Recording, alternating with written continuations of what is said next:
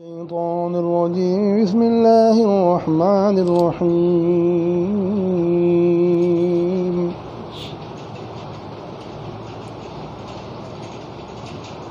ومن الناس من يشتري لهو الحديث ليضل عن سبيل الله بغير علم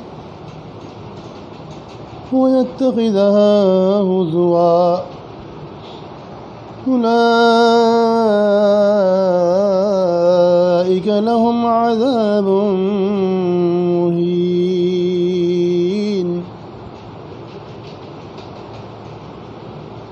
وإذا تتلى عليه آياتنا ولى مستكبرا كأن لم يسمعها كأن في أذنيه وقرا فبشره بعذاب أليم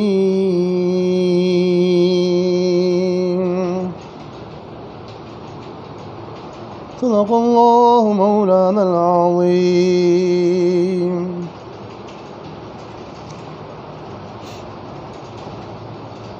حق تعالی شانہ فرماتے ہیں اور کچھ لوگ ایسے بھی ہیں جو خریدتے ہیں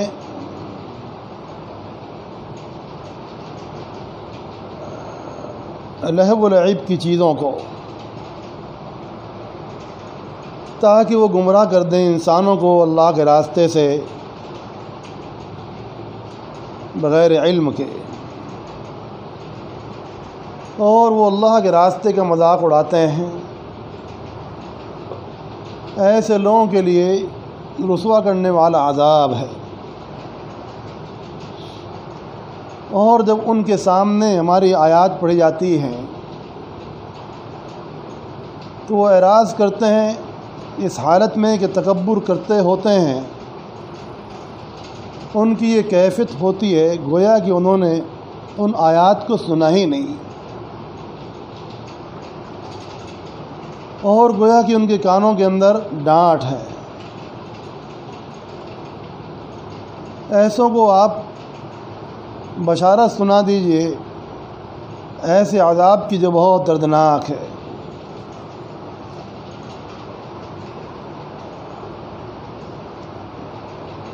قرآن مجید کی ان آیات میں ایک خاص واقعے کی طرف اشارہ ہے.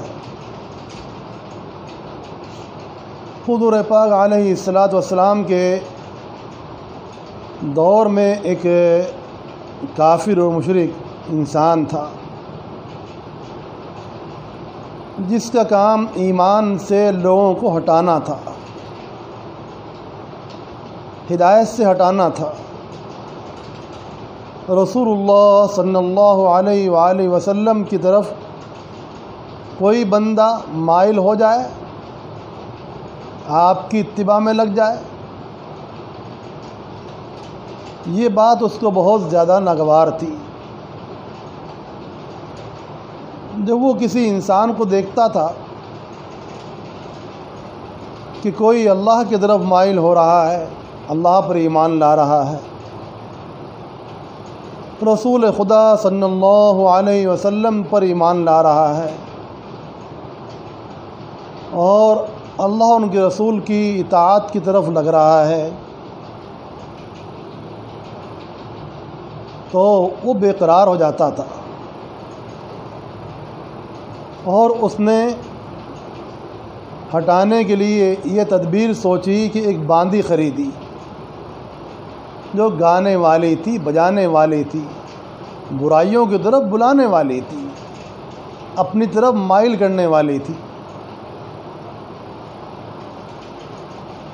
جس کسی انسان کو یہ دیکھتا کہ یہ انسان اللہ کی طرف، اللہ کے پیارے حبیب علیہ السلام کی طرف مائل ہو رہا ہے، متوجہ ہو رہا ہے، تو وہ شیطان صفت انسان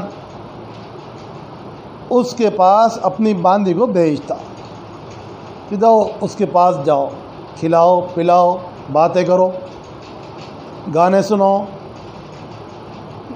گانے بجانے میں اس کو لگا دو اور اس کے دل پر ایسا جادو کر دے جا کر کہ وہ ایمان کی طرف، اللہ اور ان کے رسول کی طرف مائل ہی نہ ہونے پائے، اور اسی باتوں میں وہ الجھ کر رہ جائے۔ اور وہ لوگوں کو یہ کہا کرتا تھا کہ اے لوگو، محمد تم کو پرانے دور کے واقعات سنایا کرتے ہیں، قوم عاد کے، قوم سمود کے، قوم نوح کے، آؤ میرے پاس بیٹھو، میں تم کو ایران کے بادشاہوں کی خبریں سناتا ہوں، ان کے قصے سناتا ہوں، ان کی کہانیاں سناتا ہوں، ایران کے بادشاہوں کے، ایران کے پہلوانوں کے، ایران کے لوگوں کے۔ وہ ایسا کہہ کر ان کو بہکایا کرتا تھا اور اللہ کے راستے سے ہٹاتا تھا۔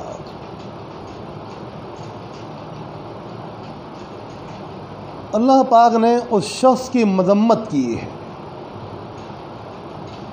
کہ یہ انسان کہانیوں کی کتابیں خریدتا ہے اور دنیا کے بادشاہوں کی کتابیں خرید کر کہتا ہے کہ اس کو پڑھو، اور گانے بجانے کی طرف آؤ۔ اللہ پاک نے ایسے انسان کی مذمت کی ہے، اور یہ فرمایا کہ کچھ لوگ ایسے بھی ہیں جو غفلت کی چیزوں کو خریدتے ہیں، لہو الحدیث، غفلت کی چیزوں کو خریدتے ہیں۔ اس نے جو گانے بجانے والی مغنیاں خریدی تھی، باندی خریدی تھی، کہانیوں کی کتابیں خریدی تھی، یہ سب لہو حدیث ہے۔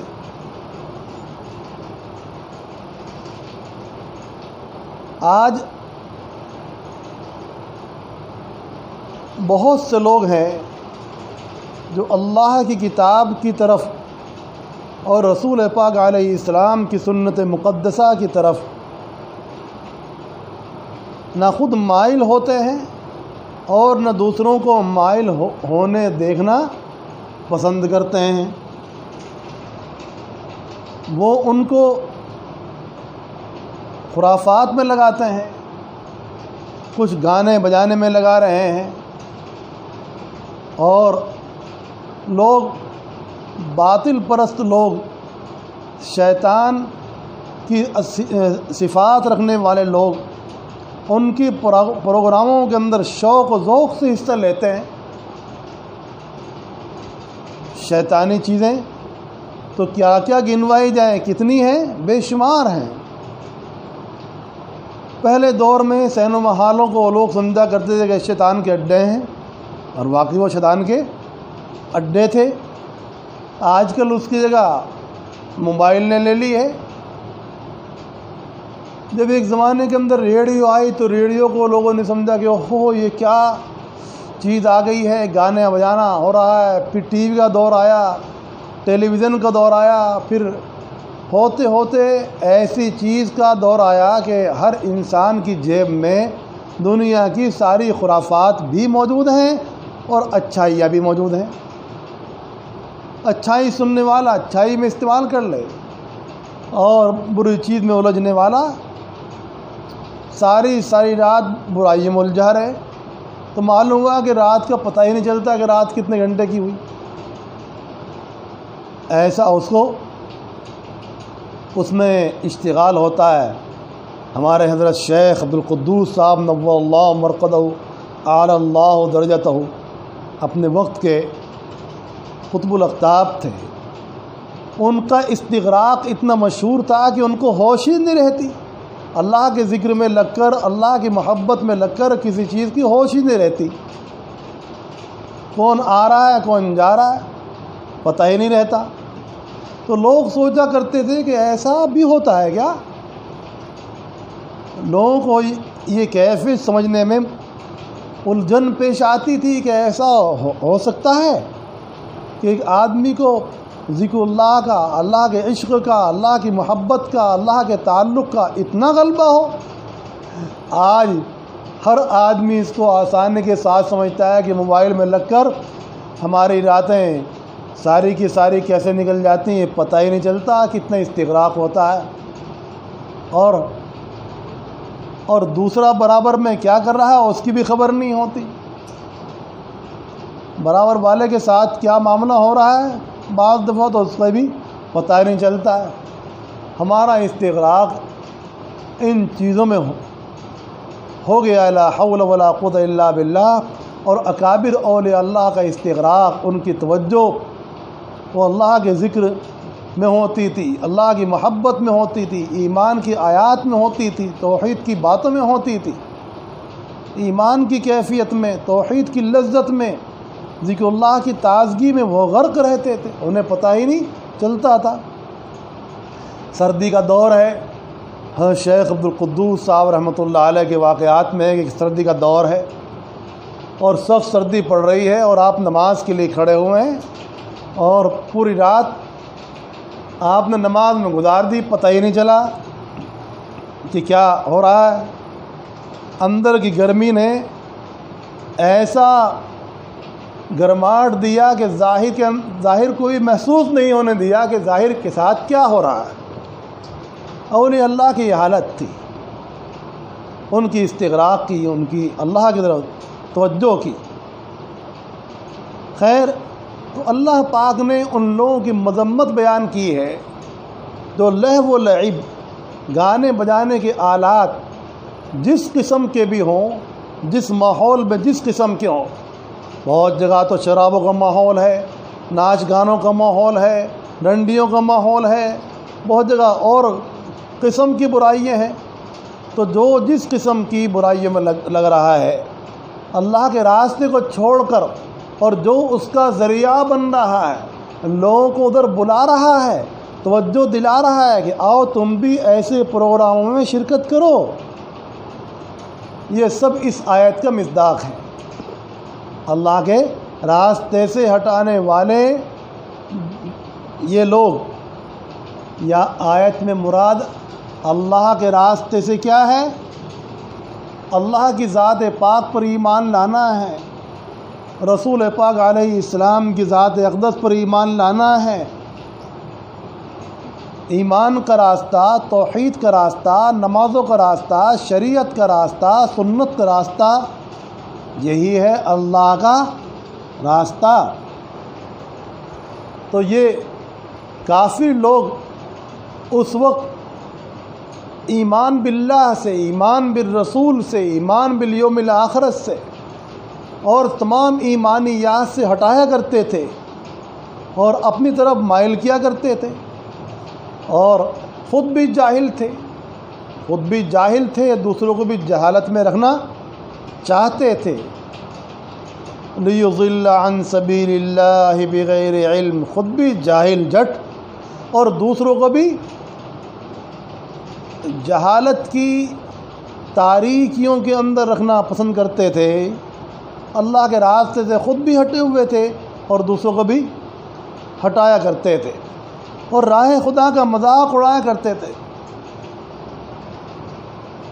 جو اللہ پر، اللہ کے رسول پر علیہ السلام ایمان لاتا، ایمان والوں کا مذاق اڑایا کرتے تھے۔ وَيَتَّخِذَا هُزُوًا، اللہ پاک نے فرمایا کہ ایسوں کے لیے قیامت میں رسوا کرنے والا عذاب ہو۔ اور خود کی کیا حالت تھی کہ جب ان کے سامنے اللہ کی آیات پڑھی جاتی تھی تو اس بات کی کوشش کرتے تھے کہ ان کی طبیعت پر ان آیات کا بالکل اثر نہ ہو، بھاگ جاتے تھے، روگردانی کرتے ہوئے، اعراض کرتے ہوئے بھاگ جاتے تھے، گویا کہ انہوں نے ان آیات کو سنا ہی نہیں۔ معلوم ہوا کہ اگر کوئی تلاوت کے وقت یا آیات کی تشریح کے وقت بھاگ رہا ہو، ایسی کیفیت کو اختیار کر رہا ہو کہ جیسا کہ اس نے سنا ہی نہیں کہ کیا مضمون بیان ہو رہا ہے، کوئی توجہ ہی نہیں کی کتاب اللہ کی طرف اور کوئی التفات ہی نہیں کیا، خدا نہ خواستہ خدا نہ کرے ایسی بات کسی ایمان والے کی ہو، وہ بھی اس آیت کا مصداق بن جائے گا کہ جب اس کے سامنے ہماری آیات پڑھی جاتی ہیں تو وہ اعراض کرتے ہوئے چل دیتا ہے، گویا کہ اس نے سنا ہی نہیں اور کانوں میں اس کے ڈانٹ ہے۔ ایسے لوگ عذاب علیم کے مستحق ہیں، یہی ان کی حق میں بشارت ہے۔ بشارت تو کہتے ہیں اچھی خبر کو، عذاب علیم کی خبر کوئی اچھی خبر تو ہے نہیں۔ ہاں ان کے لیے یہی اچھی خبر ہے، کیونکہ یہ لوگ ہی اس کے مصداق ہیں، مستحق ہیں، تو یہ لوگ چونکہ اس کے مستحق ہیں تو اس لیے یہ خبر ان کے حق میں ٹھیک ہے، حالانکہ وہ ٹھیک تو کسی کے بھی حق میں نہیں، یہ بطور تحکم کے فرمایا گیا۔ برخلاف اس کے جو لوگ ایمان لائے ہیں اور ایمان کے ساتھ انہوں نے اعمال صالحہ کو اختیار کیا، نماز ہے، زکوٰۃ ہے اور روزے ہیں، حج ہے، عمرہ ہے، صدقات و خیرات ہیں اور دیگر بلائیاں ہیں، ان کو اختیار کرنے والے لوگ کہاں ہوں گے؟ نعمت کے باغات میں ہوں گے، نعمت کے باغات میں ہوں گے، اور وہاں سے کبھی ان کو نکلنا نہیں ہوگا، ہمیشہ وہاں رہیں گے۔ یہ اللہ کا سچا وعدہ ہے اور اللہ پاک اپنے فیصلوں پر غالب ہیں اور حکمت والے ہیں۔ ان الذين آمنوا وعملوا الصالحات لهم جنات النعيم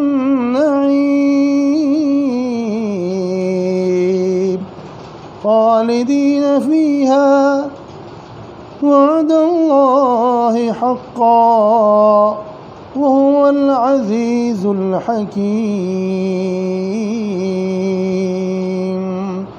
اللہ پاک ہم سب کو پختہ ایمان اور عمل صالح عطا فرمائے تاکہ ہم جنات النعیم کے مستحق بن جائیں۔ جنت النعیم ایک بہت شاندار جگہ ہے، سبحان اللہ، جہاں مزے ہی مزے ہیں، راحت ہی راحت ہے، آرام ہی آرام ہے، نعمتیں ہی نعمت ہیں، اتنی اللہ کی نعمتیں ہیں، اتنی اللہ کی نعمتیں ہیں کہ اس کا نام ہی جنات النعیم ہے، وہ نعمتوں کے باغات ہے، اور وہاں ہر قسم کی انہار، محلات، ازواج اور خیر، برکت، ہر وہ چیز جس سے انسان کی آنکھ ٹھنڈی ہوتی ہے، وہ ساری کی ساری چیزیں جنات النعیم کے اندر ہیں، اور اس میں ہمیشہ رہنا، سبحان اللہ، یہ اور ایک بڑی نعمت ہے۔ اللہ پاک فرماتے ہیں کہ یہ اللہ کے سچے وعدے ہیں، اللہ پاک فرما رہے ہیں یہ اللہ کے سچے وعدے ہیں، اللہ کا وعدہ ہی سچا ہوتا ہے، پھر تاکید کے ساتھ یہ فرمایا کہ یہ اللہ کے سچے وعدے ہیں جو پورے ہونے ہیں، ایمان والوں کو ان پر یقین کرنا چاہیے۔ اللہ پاک ہمیں اس پر یقین کرنے کی توفیق نصیب فرمائے۔ الشیطان الرجیم، بسم اللہ الرحمن الرحیم۔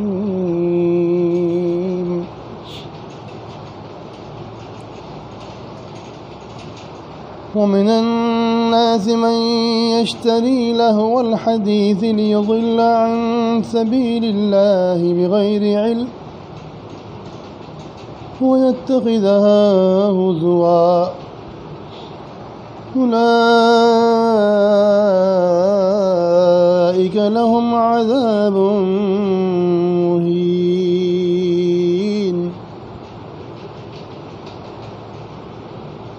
وإذا تتلى عليه آياتنا ولى مستكبرا كأن لم يسمعها كأن في أذنيه وقرا فبشره بعذاب أليم.